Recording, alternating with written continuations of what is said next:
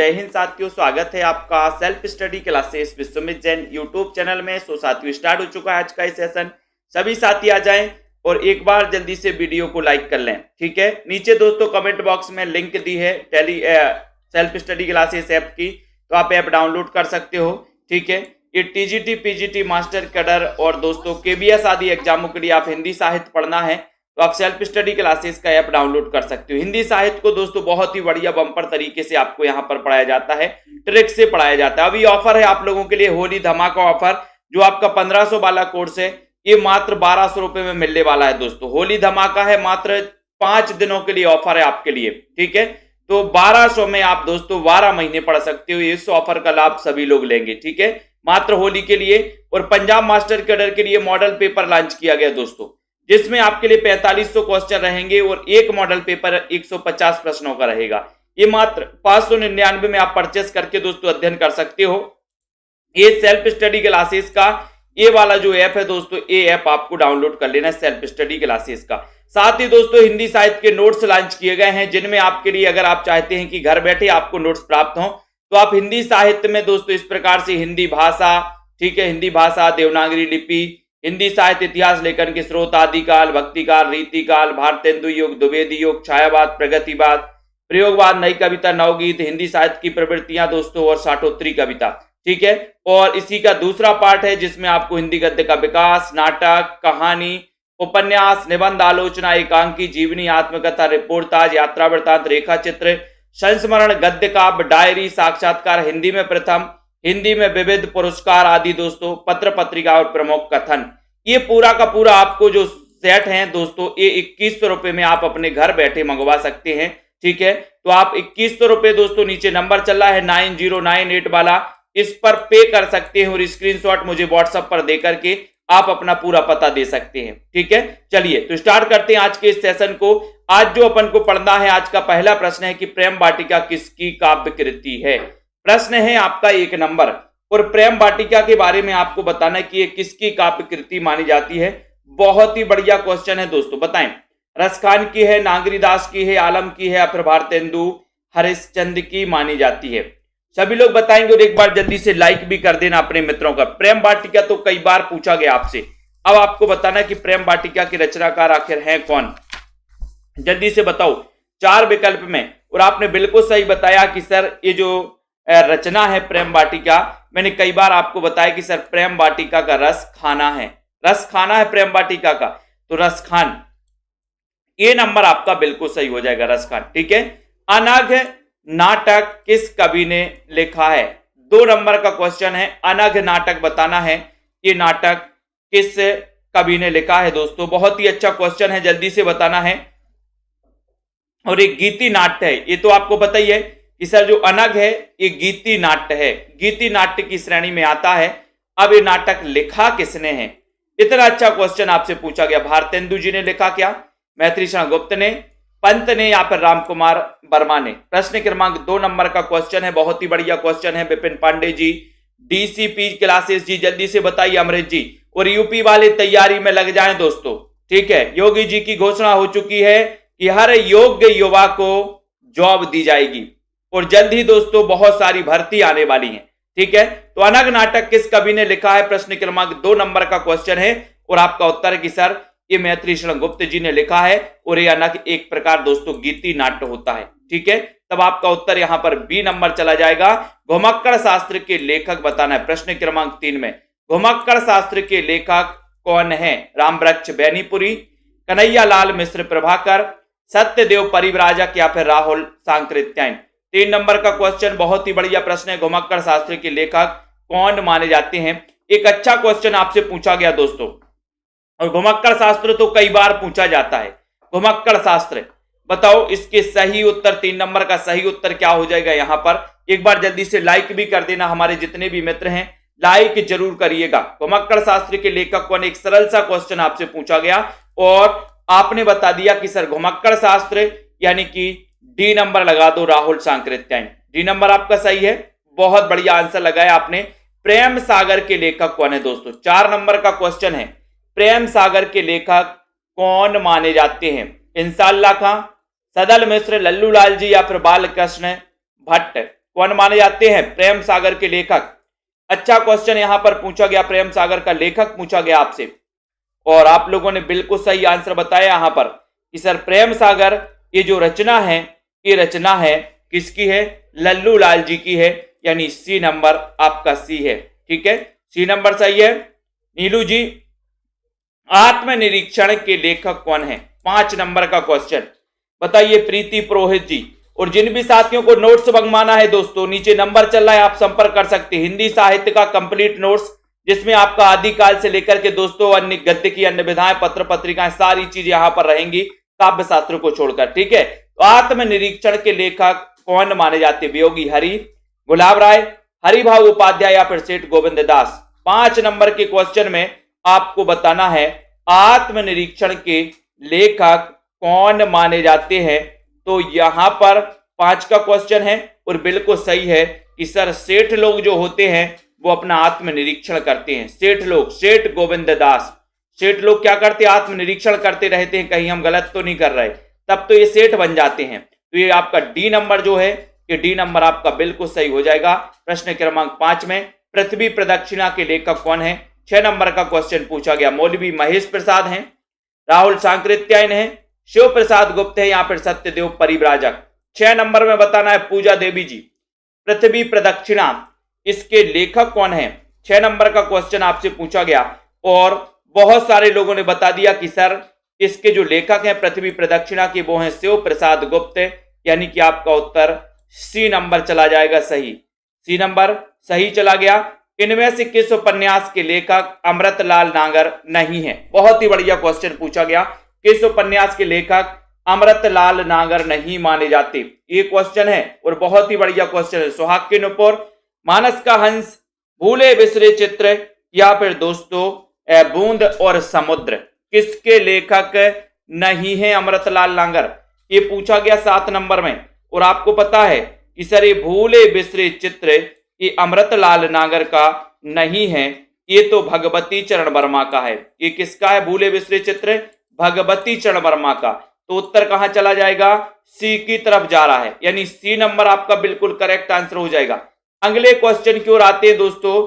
कौन सा नाटक सुरेंद्र वर्मा का, कौन सा नाटक सुरेंद्र वर्मा का नहीं है? 8 नंबर का क्वेश्चन, कौन सा नाटक सुरेंद्र वर्मा का नहीं है? एक दूनी एक, मादा कैक्टस, सेतु बंद या फिर कैदे हयात। 8 नंबर का क्वेश्चन, बहुत ही बढ़िया क्वेश्चन पूछा गया। जल्दी से एक बार लाइक करना है और अपने मित्रों तक शेयर जरूर कर दीजिए। कौन सा नाटक सुरेंद्र वर्मा का नहीं है, ये पूछा गया है और आपने बिल्कुल सही बता दिया कि सर अगर 8 नंबर का क्वेश्चन पूछोगे तो आप टिक लगा देना कि एक दूनी एक तो है, सेतु बंद भी है, कैदे हयात भी है, फिर कौन सा नहीं है? मादा कैक्टस। अब आपको बताना कि मादा कैक्टस किसका है। आज ही पढ़ा था अपन ने मादा कैक्टस। देखते हैं कौन कौन बता पा रहा है। पेड क्लास में आपने पढ़ा था मादा कैक्टस नाटक, ये किसका है? तो देखते हैं कौन बता पा रहा है इसका सही उत्तर। हरीश जी बताइए, कुमकुम यादव जी, बीनू जी, मादा कैक्टस के रचनाकार कौन है? जल्दी से बताइए। और जिन भी साथियों को हिंदी साहित्य के संपूर्ण कोर्स में वीडियो लाइव कोर्स में दोस्तों एडमिशन लेना है, लाइव कोर्स में, वीडियो कोर्स में, वो मात्र 1200 में ले सकते हैं 12 महीने के लिए। ठीक है, तो आपको पता है कि सर ये लक्ष्मी नारायण लाल का, लक्ष्मी नारायण लाल का ये नाटक है, बी नंबर। तो आपका बी बिल्कुल सही है। कौन सा उपन्यास राहुल सांकृत्यायन का नहीं है? प्रश्न क्रमांक 9 का क्वेश्चन। सह सेनापति, जय योद्धे, देवोदास या फिर व्यतीत, कौन सा उपन्यास राहुल सांकृत्यायन का नहीं है? इस प्रकार से आपका 9वां नंबर का क्वेश्चन पूछा गया और जल्दी से बताइए राहुल सांकृत्यायन का नहीं है पूछा। देखो सह सेनापति तो आपको पता है कि राहुल सांकृत्यायन का है, व्यतीत भी पता है, जय योद्धे भी आपको पता है ना, और देवोदास भी दोस्तों इन्हीं का उपन्यास है राहुल सांकृत्यायन का। लेकिन ये जो व्यतीत आपके ऑप्शन में दिया है, व्यतीत पूजा देवी जी ने बिल्कुल सही बताया कि सर व्यतीत जो उपन्यास है ये जैनेन्द्र कुमार का है, ये जैनेन्द्र का है, यानी आपका जो डी नंबर है वो बिल्कुल सही है। व्यतीत आपने सही बताया। ज्ञान दूर कुछ क्रिया भिन्न है, इच्छा क्यों पूरी हो मन की, एक दूसरे से ना मिल सके, यह विडंबना है जीवन की। ये जो पंक्तियां हैं ये किस रचनाकार की पंक्तियां हैं बताइए? ये पंक्तियां किस रचनाकार की मानी जाती हैं, ये बताइए जल्दी से। ये पूछा जाता है आपसे। ज्ञान दूर कुछ क्रिया भिन्न है, इच्छा क्यों पूरी हो मन की एक दूसरे से ना मिल सके, यह विडंबना है जीवन की। ये आपको चयन करना, ये पंक्तियां किसकी मानी जाती हैं। और दोस्तों आपने एक रचना पढ़ी है कामायनी। कामायनी ये महाकाव्य पढ़ा है जयशंकर प्रसाद का, जिसमें 15 सर्ग हैं। कितने सर्ग हैं? 15 सर्ग हैं। और ये 15 सर्गों में से एक सर्ग दोस्तों, एक सर्ग है कौन सा रहस्य। और रहस्य से ये पंक्ति ली गई जयशंकर प्रसाद की। ठीक है, तो ज्ञान दूर कुछ क्रिया भिन्न है, ये रहस्य दोस्तों सर्ग से पंक्तियां ली गई हैं। 10 नंबर का ए नंबर आपका सही है। कंठ्योष्ट ध्वनि का उदाहरण है तो कौन सा है? औ, ए, का, उत्ता। बताओ कंठोष्ट ध्वनि का उदाहरण कौन सा है? 11 नंबर का क्वेश्चन। कंठोष्ट ध्वनि का उदाहरण जो कंठ और ओष्ठ से उच्चारित होता है वो आपको बताना है। कंठोष्ठ चयन करिए जल्दी से। नीचे लिंक दी है सेल्फ स्टडी क्लासेस ऐप की, तो आप ऐप डाउनलोड कर सकते हैं। नीतू गुप्ता जी, कंठोष्ठ ध्वनि का उदाहरण कौन सा है? औ, ए, का, उत्ता। तो यहां पर आपने उत्तर बता दिया कि सर औ लगा दो, ये नंबर लगा दो, ये नंबर आपका सही है। कंठोष्ठ ध्वनि का उदाहरण है औ, ये नंबर आपका सही है। पश्चिमी हिंदी की 2 बोलियां का सही युग्म कौन सा है? पश्चिमी हिंदी की 2 बोलियों का, ऐसा भी क्वेश्चन आता है दोस्तों। पश्चिमी हिंदी की बोलियां आपने पढ़ी हैं, ठीक है, तो पश्चिमी हिंदी के बारे में बताइए जल्दी से। और एक बार जल्दी से लाइक भी कर दीजिए, अपने मित्रों को शेयर भी कर दीजिए। पश्चिमी हिंदी की 2 बोलियों का सही युग्म कौन सा है? 12 नंबर का क्वेश्चन पूछा गया है आपसे। और आपको पता है कि सर पश्चिमी हिंदी की जो आपने ट्रिक बताई थी वो थी कानों के खड़ी बुंदेली ब्रजभान हरि के पास। तो आपका उत्तर हो जाएगा कि सर यहां पर ये जो खड़ी बोली और बुंदेली है ये बिल्कुल सही है। ये खड़ी बोली और बुंदेली, ठीक है, ये पश्चिमी हिंदी की 2 बोलियां हैं। ठीक है, डी नंबर आपका सही है। शब्द जब वाक्य में प्रयुक्त होने की योग्यता प्राप्त करता है तो उसे कहा जाता है, क्या कहा जाता है? वाक्य कहा जाता है, ध्वनि कहा जाता है, पद कहा जाता है, या फिर समास कहा जाता है। 13 नंबर का बहुत ही अच्छा क्वेश्चन पूछा गया कि शब्द जब वाक्य में प्रयुक्त होने की योग्यता प्राप्त करता है तो उसे कहा जाता है। 13 नंबर का क्वेश्चन, और 13 में आपका सही आंसर आना चाहिए। सोनू जी बताइए, रिया वर्मा जी, अजय वर्मा जी बताएं, राधिका मौर्य जी।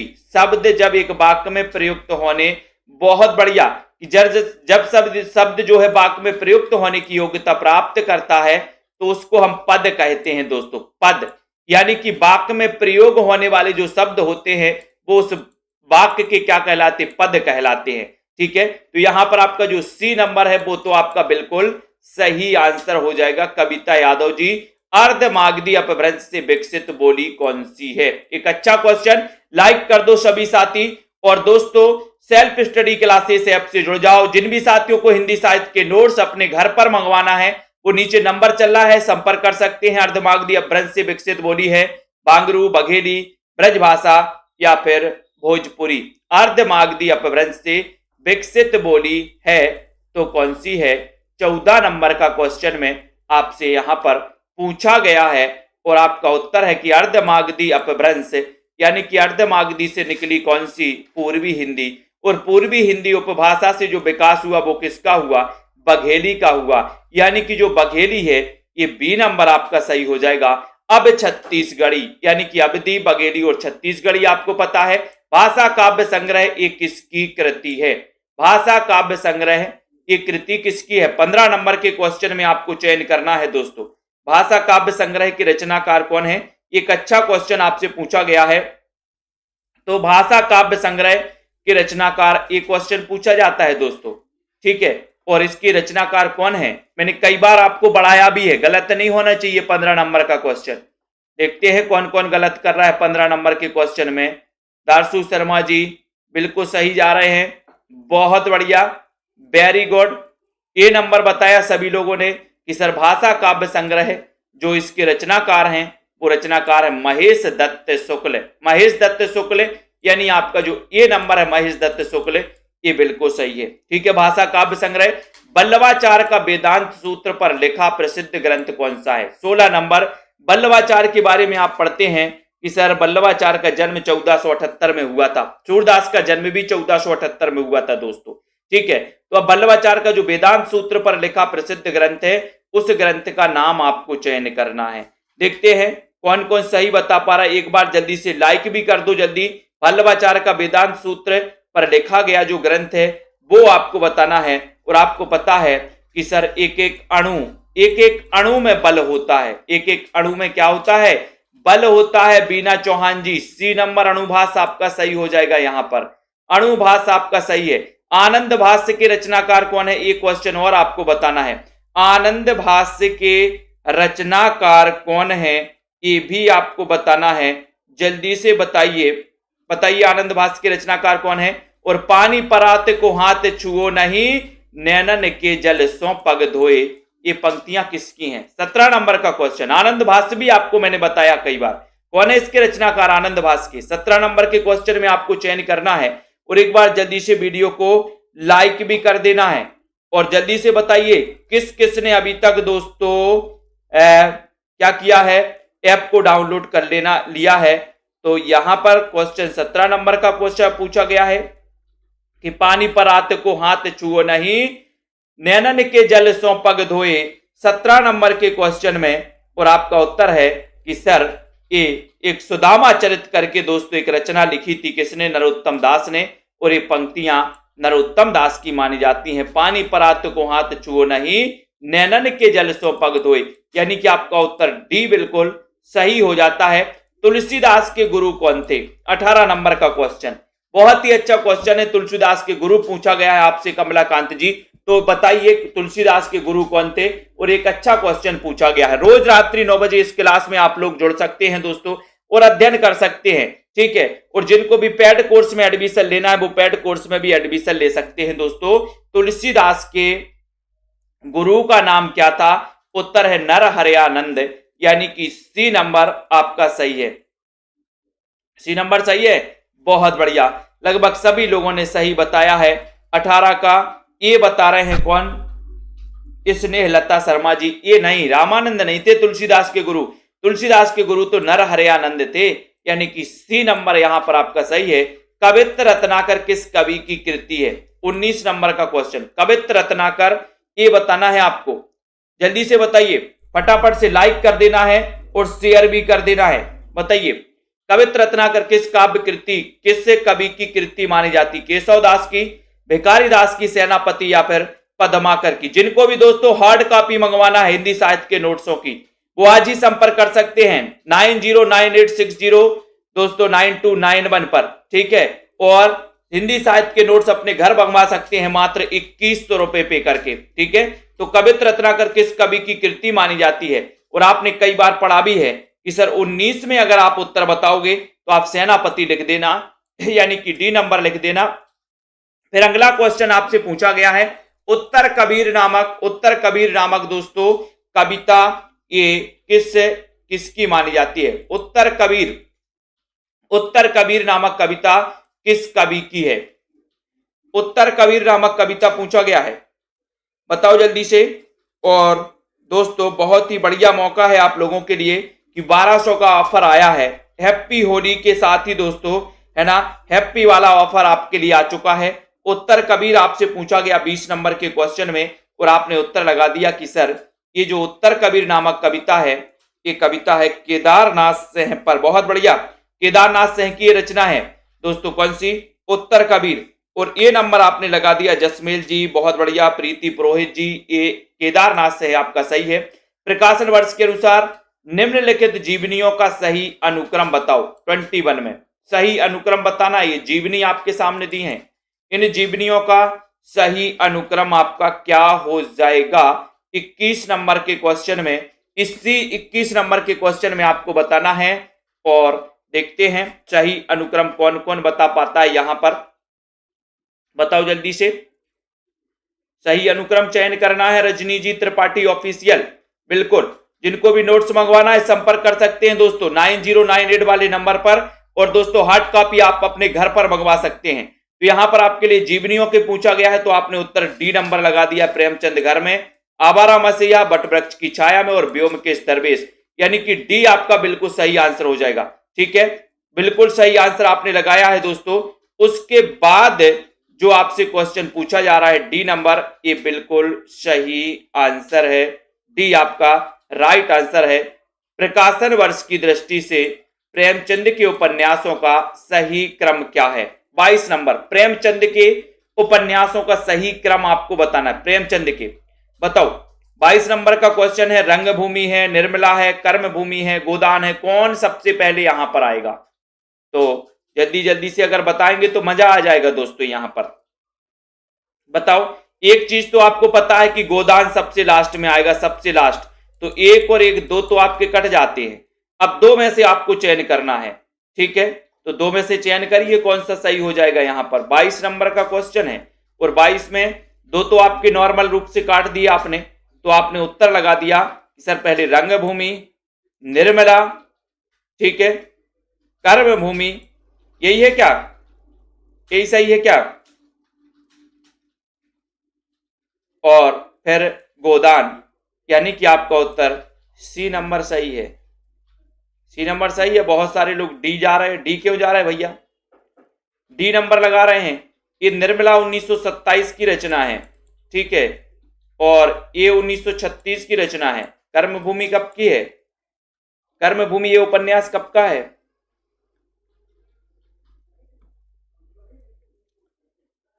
कर्मभूमि 1932, ठीक है, और ये रंगभूमि कब का है? रंगभूमि 22 नंबर, और सर ये 1925 का है, तो 1925, 27, 32 और फिर गोदान 33, ठीक है। तो यहां पर आपका सी नंबर बिल्कुल सही है।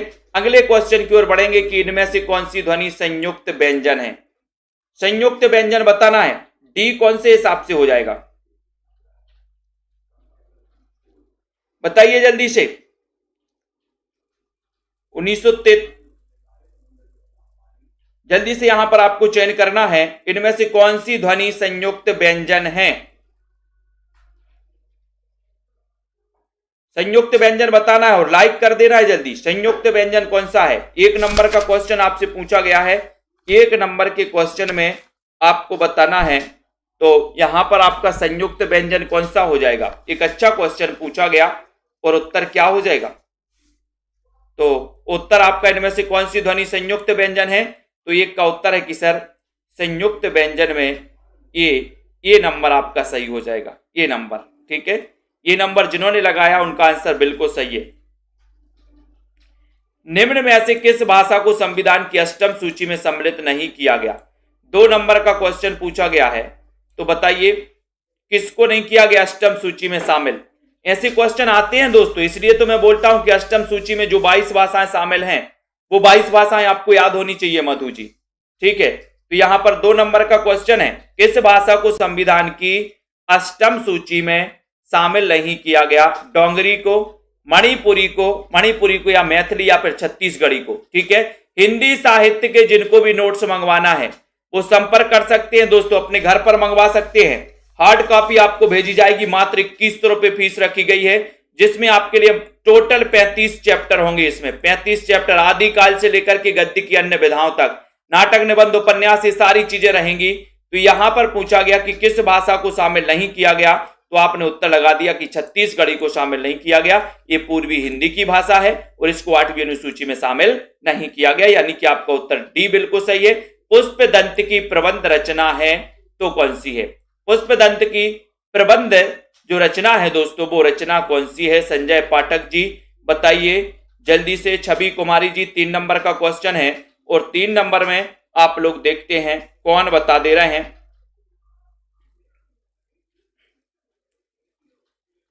कौन सी है इनका दोस्तों? पुष्पदंत का प्रबंध काव्य कौन सा है बताइए जल्दी से, फटाफट बताइए। कॉमेडी गुरुजी, राजस्थान वालों से क्यों नाराज होंगे हम? पुष्पदंत का प्रबंध काव्य बताना है। और देखो पूजा जी पयोमचर्यू बता रही, पुष्पदंत की है क्या पयोमचर्यू रचना? नहीं है ना, तो कौन सी है? लय कुमार चर्यू। लय कुमार चर्यू ये दोस्तों पुष्पदंत का है। बी नंबर आपका सही है, बी नंबर, ठीक है। सी देखा, सी बता रहे बहुत सारे लोग। अरे ये पयोमिचर्यु तो स्वयंभू का है भैया, तो यहाँ पर बी नंबर आपका सही होना चाहिए। ठीक है, और यहाँ पर बता रहा है कि जो दोस्तों ब्रह्मणे ही माँ जाड़ंत ही भेऊ ए वही पड़ेऊ ए चेव बेऊ, मट्टी पानी कुछ लई पड़ंत और घर ही बईसी अग्गी हुड़ंत। ये पंक्तियां किस कवि की हैं? 4 नंबर में पूछा गया। ये पंक्तियां किस कवि, गोरखनाथ की है क्या, सरहपा की है, कबीरदास या फिर रैदास, किसकी मानी जाए बताओ। ये पंक्तियां हैं किसकी, ये पंक्तियां किसकी मानी गई हैं? ये क्वेश्चन पूछा गया, 4 नंबर का क्वेश्चन, और बहुत ही बढ़िया क्वेश्चन है। जल्दी से लाइक करिए और अपने मित्रों को शेयर भी कर दीजिए। 4 नंबर के क्वेश्चन के साथ आपका उत्तर जा रहा है कि सर ये जो पंक्तियां हैं, ये पंक्तियां सरहपा, सिद्धों में प्रथम सरहपा माने जाते हैं दोस्तों। ठीक है, और ये राहुल सांकृत्यायन ने हिंदी का प्रथम कवि भी सरहपा को माना, यानी कि आपका उत्तर बी नंबर बिल्कुल सही चला जाएगा। मुसलमान अनुयायी कबीरदास को किनका शिष्य मानते हैं? 5 नंबर का क्वेश्चन, बताओ क्या है सही आंसर यहां पर 5 नंबर में, बताओ जल्दी से। मुसलमान अनुयायी कबीरदास को किनका शिष्य मानते हैं? तो यहां पर बहुत ही अच्छा क्वेश्चन, ये क्वेश्चन आया हुआ है, और बताइए। तो आपको पता है कि सर नॉर्मल अगर क्वेश्चन आता है कि कबीरदास के गुरु कौन थे, तो अपन लगा देते रामानंद, लेकिन मुसलमान अनुयायी जो मानते हैं कबीरदास को किनका शिष्य मानते हैं, यानी कि कबीरदास के गुरु कौन मानते हैं, तो शेख तकी को मानते हैं। ये नंबर आपका सही है। ठीक है, फोर्ट विलियम कॉलेज के किस शिक्षक के माध्यम से हिंदी भाषा की पाठ्य पुस्तकों का प्रकाशन आरंभ हुआ दोस्तों? किस शिक्षक के माध्यम से हुआ था? 6 नंबर का क्वेश्चन पूछा गया, 6 में बताओ फोर्ट विलियम कॉलेज के किस शिक्षक के माध्यम से हिंदी भाषा की पाठ्य पुस्तकों का प्रकाशन आरंभ हुआ था? एक अच्छा क्वेश्चन पूछा गया। Lord Macaulay? नहीं। George Grierson? नहीं। फिर फादर कॉमिल बुल्के? नहीं। तो उत्तर कहां चला गया? फिर उत्तर कहां चला गया? उत्तर चला गया गिलक्राइस्ट। बिल्कुल, ये यूजीसी नेट से संबंधित पेपर है दोस्तों। गिलक्राइस्ट आपका डी नंबर बिल्कुल सही है। संशय आत्मा किस कवि की रचना है? 7 नंबर का क्वेश्चन आपको बताना है। संशय आत्मा किस कवि की रचना है? अशोक वाजपेयी की, कुमार नारायण, ज्ञानेंद्र पति या फिर उदय प्रकाश?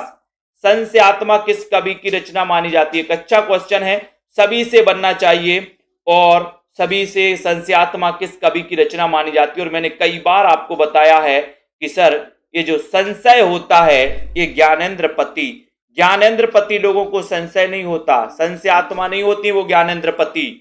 ठीक है, तो यहां पर संशयात्मा किस कवि की रचना है ये पूछा गया, और आपका उत्तर है ज्ञानेंद्र पति, यानी कि आपका जो सी नंबर है वो बिल्कुल सही है। सी सही है, बहुत बढ़िया। अगले क्वेश्चन की ओर आते हैं। अगला क्वेश्चन आपसे पूछा गया है दोस्तों, यहां पर आता है एकांकी में अनविति अथवा संकलन त्रय के अंतर्गत काल स्थान के साथ किसके निर्वाह की गणना की जाती है? एकांकी में पात्र की, कार्य की, प्रकृति की या फिर पताका की? बहुत बढ़िया क्वेश्चन।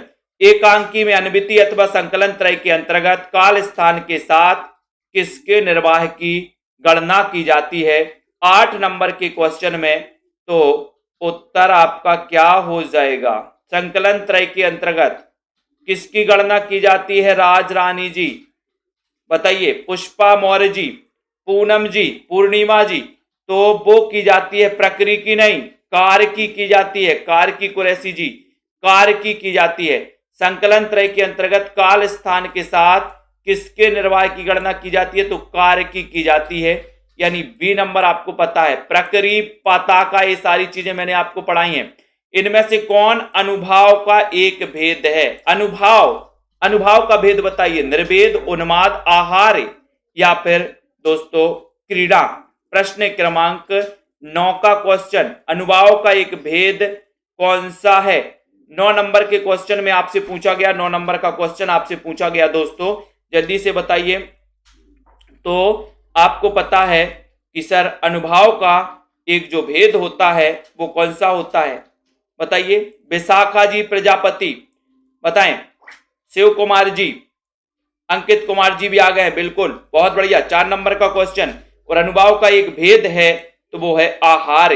यानी कि डी नंबर आपका बिल्कुल सही है। डी नंबर बिल्कुल सही है। मैंने कई बार आपसे बोला है कि संचारी भाव आपको पूरे याद होनी चाहिए, अनुभाव के कितने भेद होते हैं वो भी आपको पता होनी चाहिए, ठीक है, और 8वीं अनुसूची में कितनी भाषाएं सम्मिलित हैं वो भी आपको याद होनी चाहिए, ठीक है। शब्द में जहां मूल अर्थ नहीं बल्कि उसका व्यंग्यार्थ अभिप्रेत होता है तो वहां कौन सी शब्द शक्ति होती है।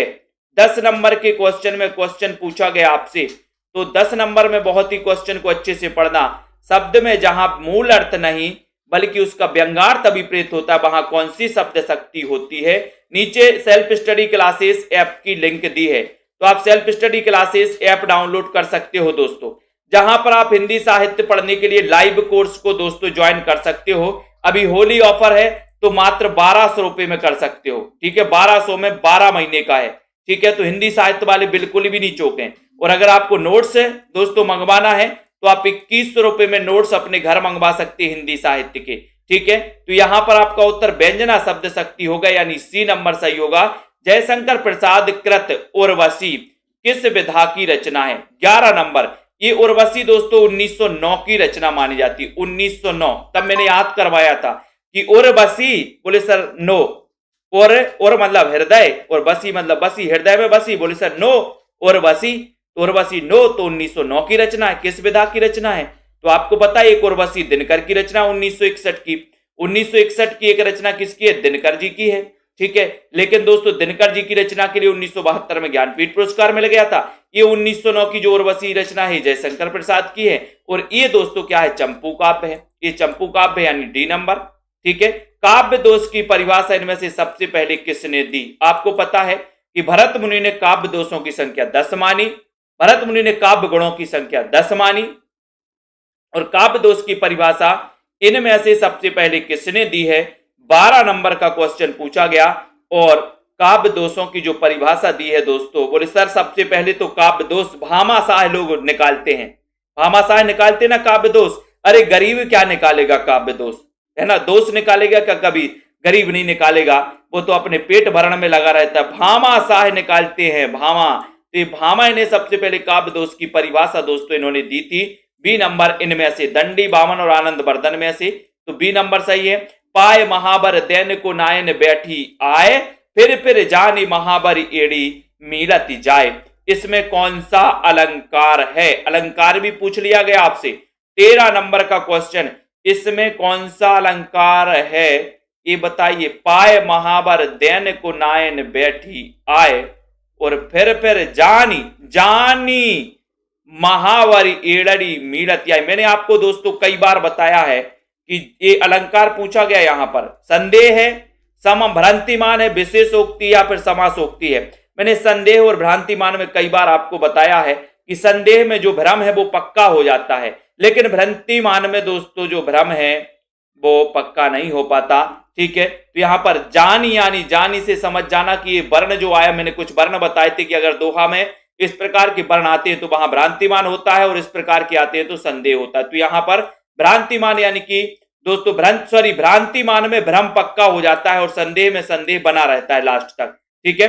ये उल्टा बोल दिया मैंने, तो ये आपको याद रख लेना, भ्रांतिमान में भ्रम पक्का हो जाता है और संदेह में संदेह अंत तक बना रहता कि ए है या ए है, नारी बीच सारी है या सारी बीच नारी है। तो संदेह में अंत तक भ्रम बना रहता है, संदेह बना रहता है, ठीक है। तो यहां पर आता है क्वेश्चन, यथार्थवाद और छायावाद निबंध के रचयिता कौन है। यथार्थवाद और छायावाद ये निबंध किसका है, जयशंकर प्रसाद का है या शांति प्रिय द्विवेदी, मुकुटधर पांडे या फिर नंद दुलारी वाजपेयी, किसका माना जाता है बताएं। पुष्पा जी जल्दी से बताइए, और बहुत ही अच्छा क्वेश्चन है, एक बार जल्दी से लाइक कर दो। यथार्थवाद और छायावाद निबंध के रचनाकार आपसे पूछा गया है, लाइक कर देना। नीचे लिंक दी है दोस्तों सेल्फ स्टडी क्लासेस ऐप की, तो ऐप को डाउनलोड कर लेना सभी साथी। यथार्थवाद और छायावाद का पूछा गया 14 नंबर का क्वेश्चन, और आपको पता है कि सर ये जो निबंध है यथार्थवाद और छायावाद, ये निबंध है जयशंकर प्रसाद का। यथार्थवाद और छायावाद निबंध के रचयिता कौन है, जयशंकर प्रसाद हैं। यानी कि आपका जो एक नंबर है, ए नंबर है, वो बिल्कुल सही है। मिला तेज से तेज किस विधा की रचना है। मिला तेज से तेज ये बताना भी है आपको कि ये जो इसकी रचनाकार हैं वो भी बताइए। बताइए जसमेल जी, कल्पना जी, क्या है यहां पर सही आंसर? नीरज सक्सेना जी 15 नंबर का क्वेश्चन, मिला तेज से तेज ये किस विधा, बताइए। विशाखा जी, ये लाइव क्लास होती है रोज रात्रि 9 बजे, ठीक है। और पेड क्लास की जो लाइव क्लास होती है शाम को 5 से 5:40 होती है, शाम को 6:30 से 7:10 बजे तक होती है दोस्तों, ठीक है। तो यहां पर मिला तेज से तेज पूछा गया है और इसकी जो रचनाकार हैं ये सुधा चौहान है। और सुधा चौहान ने दोस्तों सुभद्रा कुमारी चौहान के जीवन पर आधारित ये दोस्तों क्या लिखी थी? ये क्या लिखी थी 15 नंबर का? आपने बताया कि सर जीवनी लिखी थी, तो ये नंबर बिल्कुल करेक्ट आंसर है। फिर अगले क्वेश्चन की ओर थोड़ा सा बढ़ेंगे। छायावाद का पतन पुस्तक के लेखक कौन है? 16 नंबर का क्वेश्चन, छायावाद का पतन पुस्तक के लेखक कौन है? शांति प्रिय द्विवेदी है, रामविलास शर्मा है, नंदुलारे वाजपेयी या फिर डॉक्टर देवराज हैं। छायावाद का पतन पुस्तक के जो लेखक माने जाते हैं वो लेखक कौन है? राजीव जी, विजय लक्ष्मी जी, बताइए। सीमा जी, रीना मंडियाल जी, रीता कांत जी, अर्पिता दुबे जी। 16 नंबर में छायावाद का पतन पुस्तक के लेखक। और दोस्तों बहुत ही अच्छा क्वेश्चन है और आप लोगों ने बताया, दारसू शर्मा जी बता रहे कि सर ये जो है डॉक्टर देवराज जी ने ये छायावाद का पतन नामक पुस्तक लिखी थी दोस्तों। बोले छायावाद का पतन देव, छायावाद का पतन देव, देव से बनेगा क्या? डॉक्टर देवराज बिल्कुल सही बताया कॉमेडी जी, ठीक है। एक पत्नी के नोट्स, ये किसकी रचना है? 17 नंबर। और मैंने कई बार याद भी करवाया आपको, एक पत्नी के नोट्स किसी को नहीं देना, नहीं तो फिर देखना घर की ममता कालिया बन जाएगी। अगर किसी पत्नी के नोट्स किसी को दिए तो घर की ममता कालिया बन जाएगी। बोले सर, और कालिया बनने नहीं देना तो पत्नी के नोट्स किसी को देना नहीं, गलती मत कर देना सौरभ वर्मा जी ऐसी, ठीक है। बोले सर नहीं देंगे। एक पत्नी के नोट्स ममता कालिया और एक पति के नोट्स महेंद्र भल्ला, ठीक है। तो ये 17 नंबर का क्वेश्चन अपन को याद रख लेना। एक पत्नी के नोट्स, ये जो उपन्यास है दोस्तों, ये उपन्यास ममता कालिया का है, ठीक है। और निर्मल वर्मा का पहला कहानी संग्रह कौन सा है? 18 नंबर में आपसे क्वेश्चन पूछा गया और एक अच्छा क्वेश्चन है। निर्मल वर्मा का पहला कहानी संग्रह जलती झाड़ी है, बीच बहस में परिंदे या फिर कब्बे और काला पानी। 18 नंबर, निर्मल वर्मा का पहला कहानी संग्रह कौन सा माना जाता है? एक अच्छा क्वेश्चन आपसे पूछा गया है और आपका उत्तर है कि सर निर्मल पानी पिलाते हम सबसे पहले किनको? परिंदों को। निर्मल पानी हम सबसे पहले परिंदों को पिलाएंगे, ठीक है। तो ये याद करो, निर्मल वर्मा का पहला कहानी संग्रह और परिंदों को पिलाएंगे निर्मल पानी। तो निर्मल से आपका सी नंबर, परिंदे इनकी पहला कहानी संग्रह माना जाता है ये, तो सी आपका सही है। रस निष्पत्ति के संदर्भ में भुक्तिवाद किस आचार्य का मत है? भुक्तिवाद के प्रवर्तक कौन है? सीधा सीधा क्वेश्चन पूछा है। तनु जी बताइए, भुक्तिवाद के प्रवर्तक कौन है? बलजीत जी। प्रश्न क्रमांक 19, निशा जी बताएं, लाइक करना है जल्दी से, लाइक भी किया करो संजय पाठक जी, है ना। रवि जी 19 नंबर में रस निष्पत्ति के संदर्भ में भुक्तिवाद किस आचार्य का है? तो भुक्तिवाद, बोले सर ये जो 19 नंबर क्वेश्चन पूछा ये भट्ट नायक का भुक्तिवाद। सी लगा दिया, बहुत बढ़िया answer, very good. Ankita Sharma ji C number सही है। स्वर भंग किस प्रकार का अनुभव है? 20 नंबर में बताइए, स्वर भंग ये किस प्रकार का अनुभव? कायक है, वाचक है, आहार है या फिर सात्विक है? किस प्रकार का अनुभव है स्वर भंग 20 नंबर में। और बहुत ही बढ़िया क्वेश्चन पूछा गया यहां पर। राहुल राज जी, विश्वास जी, मलिक, राकेश जी बताएं यहां पर स्वर भंग किस प्रकार का अनुभव माना जाता है? संदीप जी। और उत्तर चला गया कि सर जो स्वर भंग है ये माना जाता है सात्विक अनुभव माना जाता है, यानी कि डी लगाया है रेखा सरोज जी ने, डी नंबर विपिन पांडे जी ने, और बिल्कुल आपका सही उत्तर हो गया डी नंबर कॉमेडी जी ने, बहुत बढ़िया। स्वरभंग सात्विक अनुभव है। जयशंकर प्रसाद के किस नाटक का एक पात्र सर्वनाग है? बहुत अच्छा क्वेश्चन, 21 नंबर का क्वेश्चन। और दोस्तों आज का अंतिम क्वेश्चन है, मैं आप लोगों को बता दूं 21 नंबर में, और उत्तर हो गया आपका कि सर ये जो है सर्वनाग ये स्कंद गुप्त नाटक का पात्र है, यानी कि आपका उत्तर बी बिल्कुल सही हो गया, बी आपका राइट आंसर हो गया, ठीक है। तो जिन भी साथियों को कोर्स में एडमिशन लेना है वो दोस्तों 1500 का कोर्स 1200 में मिल रहा है आपको, ठीक है। और जिन भी साथियों को हिंदी साहित्य के नोट्स मंगवाना है, 2 पार्ट में ये नोट्स हैं, 2100 रुपए इसकी प्राइस है। हॉट कॉपी आपको मिलेगी जिसमें फर्स्ट पार्ट में हिंदी भाषा, देवनागरी लिपि, आदिकाल, भक्तिकाल, रीतिकाल, ठीक है। शाठोत्री कविता यानी कि फर्स्ट पार्ट में 15 चैप्टर आपके होंगे, वही सेकंड पार्ट में आप देखेंगे तो 20 चैप्टर होंगे सेकंड पार्ट में, ठीक है। जिसमें आपके दोस्तों हिंदी गद्य का विकास, नाटक, कहानी, उपन्यास, निबंध, आलोचना, एकांकी, जीवनी, आत्मकथा, रिपोर्टाज, यात्रा वृत्तांत, रेखा चित्र, संस्मरण, गद्य काव्य, डायरी, साक्षात्कार, हिंदी में प्रथम, हिंदी में विविध पुरस्कार, गुरु शिष्य, है ना, और दोस्तों पत्र पत्रिकाएं, प्रमुख कथन, ये आपके दोस्तों यहाँ पर मात्र 21 रुपए में ये नोट्स जो है आप अपने घर तक मंगवा सकते हैं। तो जिन भी साथियों को मंगवाना है बिल्कुल भी देर ना करें, ठीक है।